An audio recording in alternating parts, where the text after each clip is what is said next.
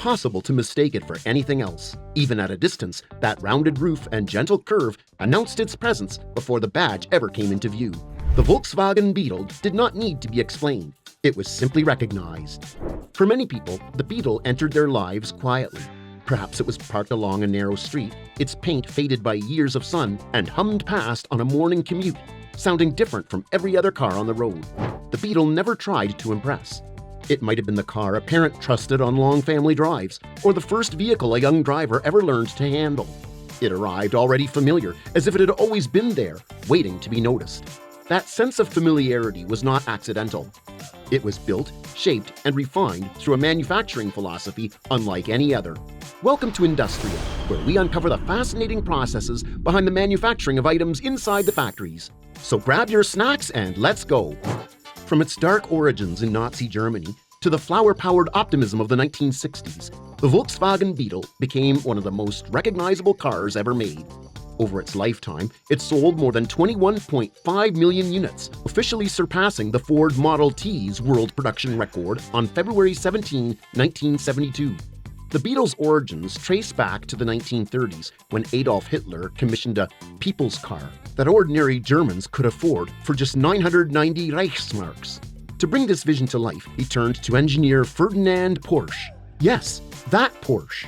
He designed what became the Volkswagen Type 1. The design was deceptively sophisticated. A two-door body, an air-cooled engine mounted in the rear, and a rounded shape that maximized structural rigidity while minimizing wind resistance. Production began in Wolfsburg in 1938, but the outbreak of World War II quickly halted civilian manufacturing. During the war, the factory was converted to build military variants like the Kubelwagen and Schwimmwagen. After the war, British Major Ivan Hurst revived the factory, and the Beetle quickly became essential transportation. By 1946, despite the ruins of the factory, 10,000 Beetles were built, helping meet the massive demand for affordable, fuel-efficient cars across a devastated Europe, where gas was scarce and money even scarcer.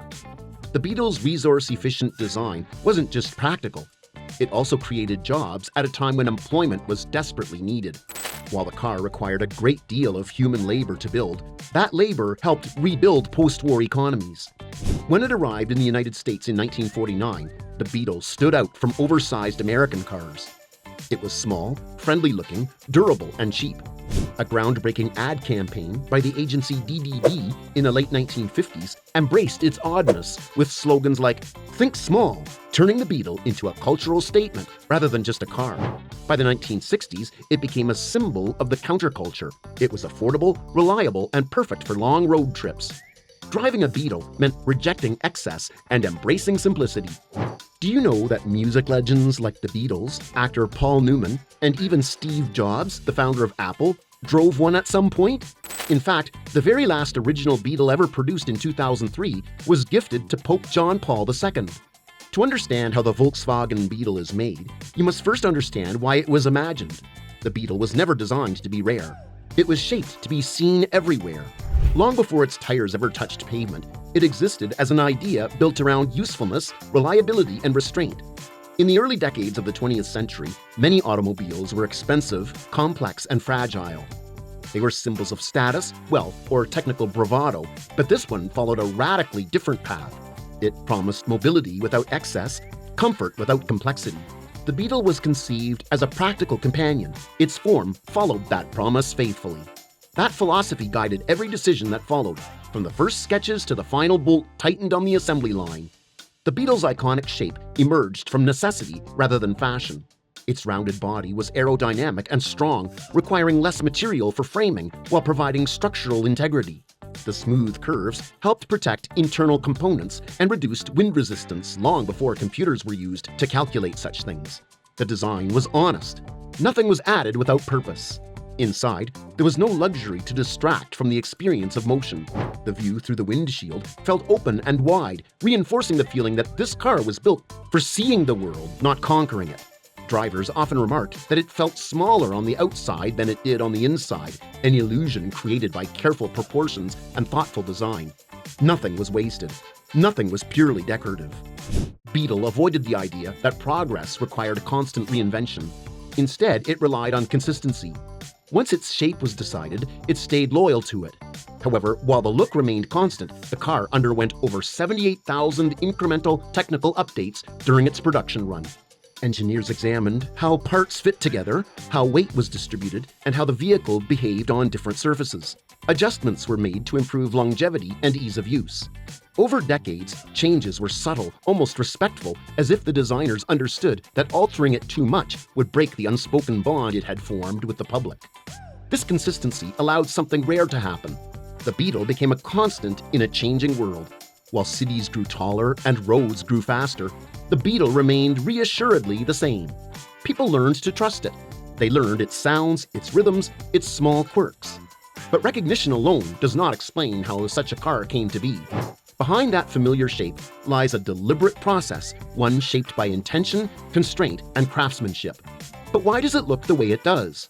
And to fully comprehend that, we must go back to the moment when simplicity itself became the guiding principle. Once the shape was established, engineers turned their attention to how the car would be built over and over again without losing its consistency. This is where manufacturing became as important as design. The Beetle was engineered to be assembled efficiently, repaired easily, and maintained with minimal tools. That meant fewer parts and fewer opportunities for failure. The factory at Wolfsburg covered more than 6.5 million square meters, an area larger than 1,200 football fields.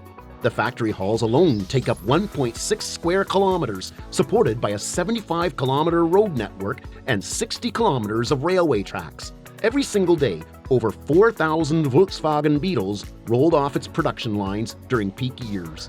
To keep this machine running, more than 70,000 workers were employed here at its peak, including welders, painters, engineers, and quality inspectors.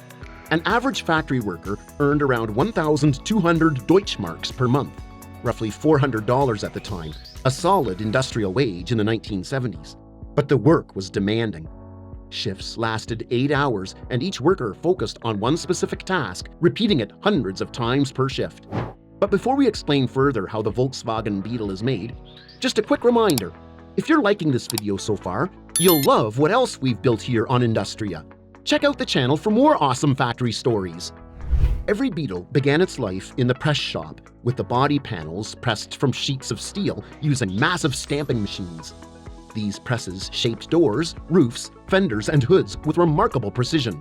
Because there were no computers pre-World War II, the industrial stamping dies were created by hand-carving wooden models, which were then used to cast hardened steel molds. This was a metallurgical challenge. One single fender required 8 separate strikes from a 16-part steel mold to ensure the deep curves didn't tear the metal. The Wolfsburg factory was designed for maximum efficiency, with multiple stamping lines running simultaneously. By the end of each shift, thousands of freshly stamped parts were stacked and ready for the next stage of production. Workers inspected every panel for uniformity.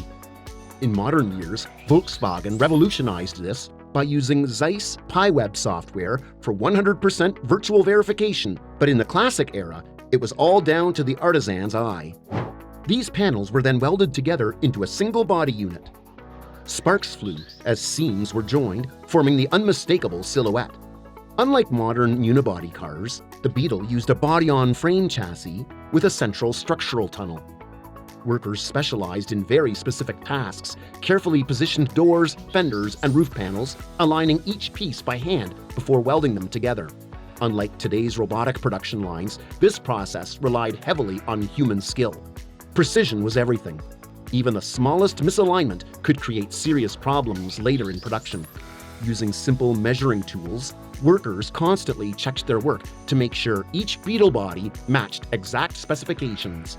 The iconic rounded roof was carefully welded to the sides, locking the car's legendary shape into place. Next came one of the most important transformations: color. Inside the paint shop, each Beetle received its signature glossy finish along with a protective coating designed to last for years. The Beetle was a pioneer in using the electrophoretic painting (e-coat) process. The entire metal body was submerged in a bath of oppositely charged paint particles. Using a DC electrical charge, the paint was drawn into every deep recess, weldment, and crevice, creating an even, continuous film that was far superior to traditional spray guns for rust protection. Once dried, workers applied a primer coat, smoothing the surface and helping the final color adhere properly. Multiple coats were applied, each one baked to harden the finish. By the 1970s, Volkswagen offered the Beetle in a wide range of colors.